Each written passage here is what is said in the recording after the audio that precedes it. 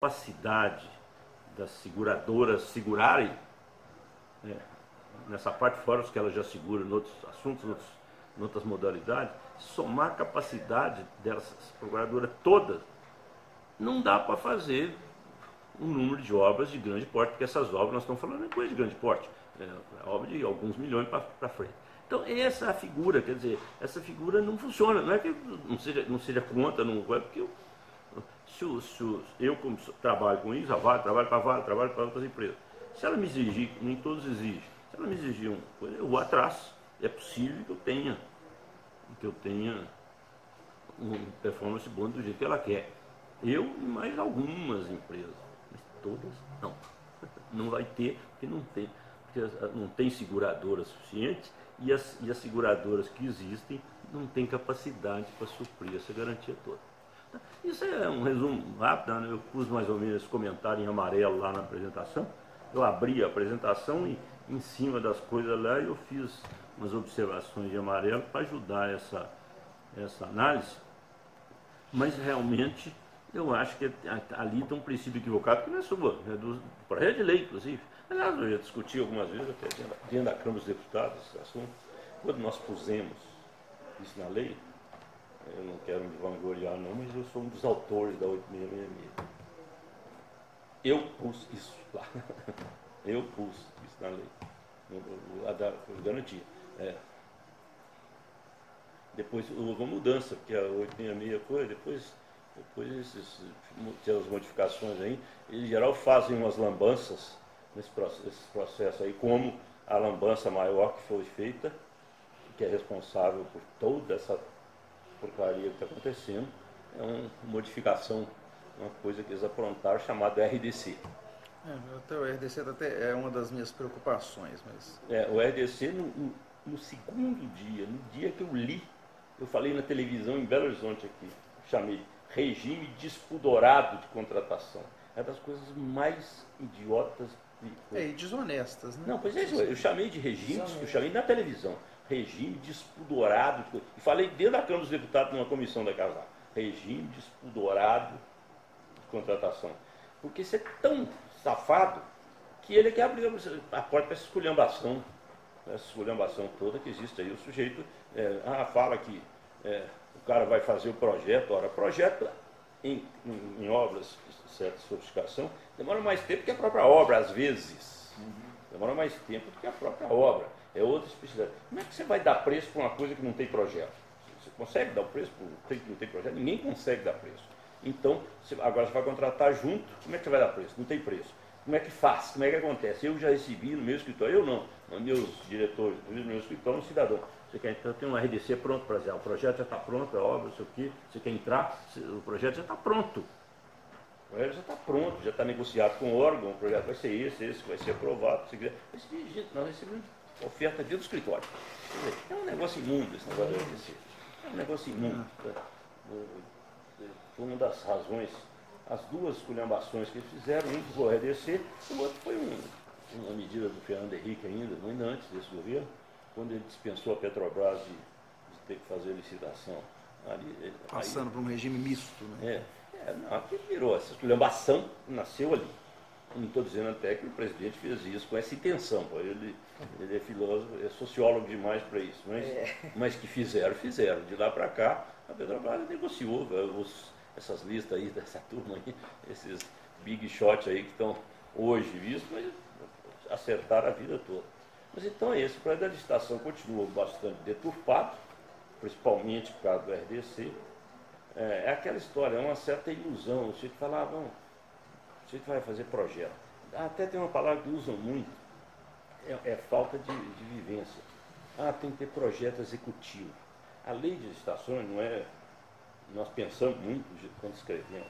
Nós escrevemos para ter licitação, você tem que ter projeto básico. Mas a lei explica o que chamamos de projeto básico. É o projeto que tem todos os elementos suficientes para o seu orçado. Está escrito na lei, elementos suficientes. Agora, o que é o executivo? Os executivos vão fazer um projeto dessa sala aqui. Essa parede vai ser amarela, não, ou vai ser verde. Isso está no projeto executivo. Isso não afeta a licitação se a cor é azul, se a cor é amarela. Isso não afeta. Então, o projeto executivo são detalhes que não afetam o orçamento e, portanto, o objeto do contrato.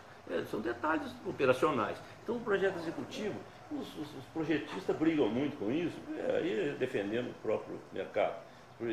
Mas o projeto executivo não é necessário, desde que o projeto básico, como está na lei, o projeto básico que contenha todos os dados necessários para orçar. Bom, então é isso, eu acho que... Doutor Marcos, deixa eu perguntar uma coisa primeiro. O senhor aceita uma água, um café? Que eu, na minha falta de educação, não ofereci. Já tomei, não, ela não. Ela ofereceu. Ela já ofereceu e eu já tomei. Laranja para mim lá dentro. Ela ofereceu e eu já tomei. Obrigado. Uma água para mim. É a prática. Estados Unidos é outra realidade. Não, mas olha, do jeito que está falado, eu duvido até que seja assim lá. Do jeito que está falado, eu duvido que mesmo lá seja desse jeito. Eu não fui lá. Eu duvido que seja desse jeito, porque pela análise, pela maneira do negócio funcionar. A América é diferente da gente. Não, mas tem coisas que não, tem coisas que não são mais.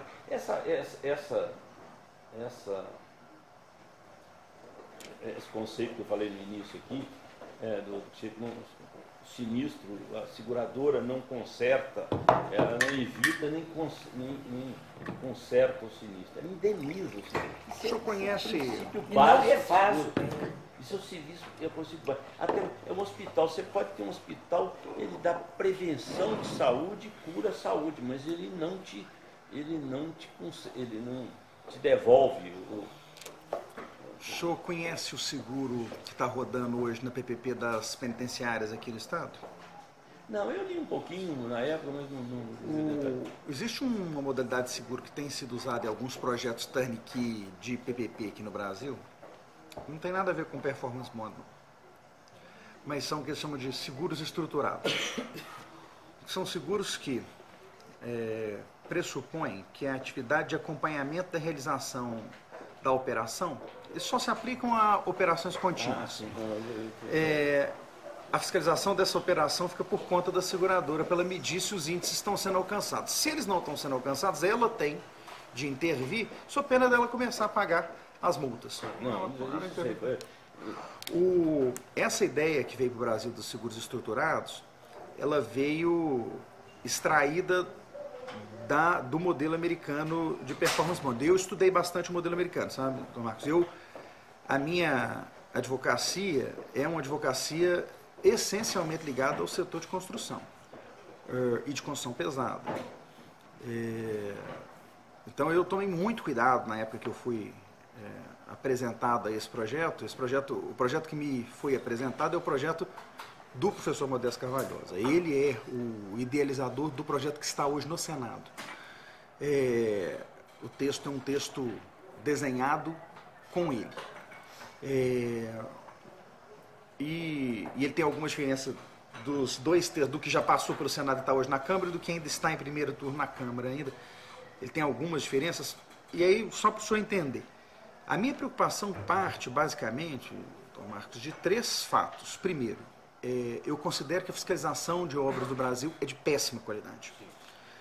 Tanto no que diz respeito a prazo quanto a qualidade. A gente não consegue acompanhar nem o prazo nem a qualidade das obras. As obras são essencialmente entregues fora do prazo e fora da especificação técnica e normalmente fica por isso mesmo. Quando a gente olha para isso, a pergunta que sempre surge é: mas por que a gente não consegue imprimir mais qualidade nessa fiscalização? E a resposta tende sempre a indicar que há uma certa promiscuidade na relação entre o construtor e a empreiteira. Ou porque é de corrupção, ou porque é de ineficiência só mesmo. Às vezes é só preguiça da fiscalização. Mas café é doce? Se eu tomar... Não, eu pego outro, professor. Doce. Por exemplo, o senhor tem expresso aqui também, se o senhor preferir. Doce já basta a vida. Então, o senhor pega, por exemplo, o contrato do Guararapes. Esse me chama muita atenção.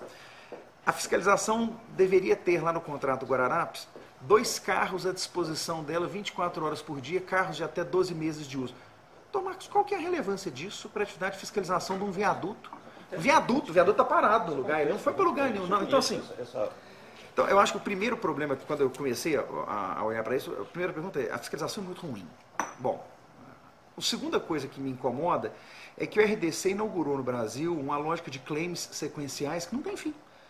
Então, assim, nós estamos com um projeto no Brasil com 450%, 500% de claim em cima do valor original da obra. E fala, não, é porque quando a gente deu o lance lá atrás, a gente não imaginava. Fala, pois é, mas esse regime é um regime indecente, é um negócio assim.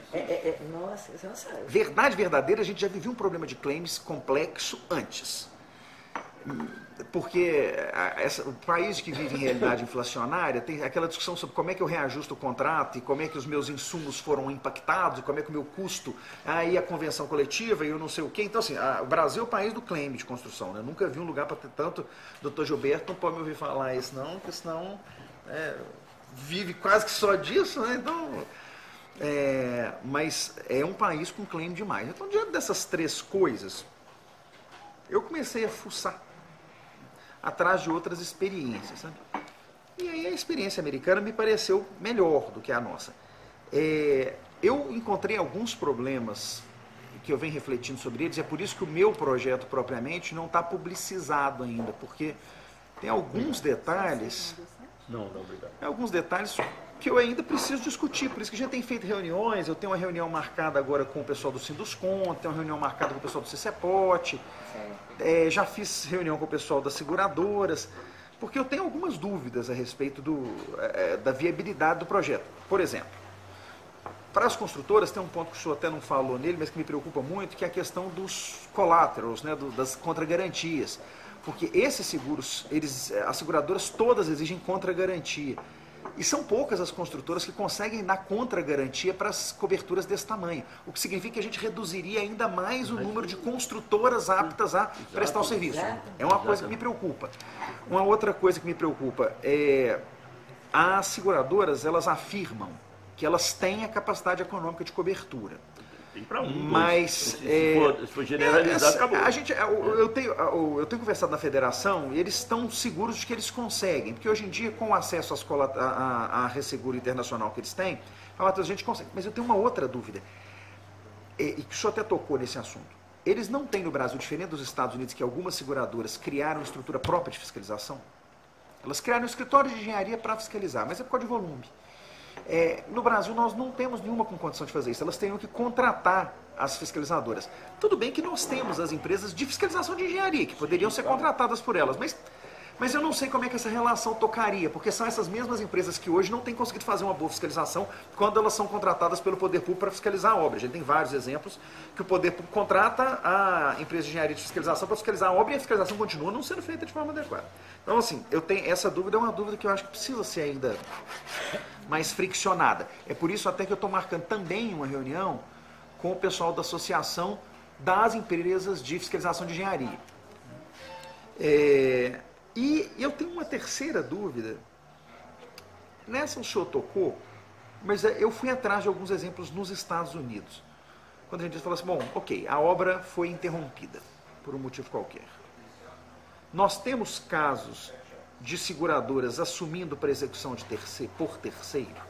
Eu fui lá olhar isso, porque esse é um ponto central. Em que pensa não me parecer que é o principal, tá, doutor Marcos? Porque nós não temos tantos casos de obra abandonada assim percentualmente, ou seja, eles não são 50% dos casos, nem 20% dos casos, nem 10% dos casos, tá? É um número menor. Mas é uma preocupação, falar, bom, mas porque o projeto de lei que está no Senado, ele fala lá, né, fala, a seguradora poderá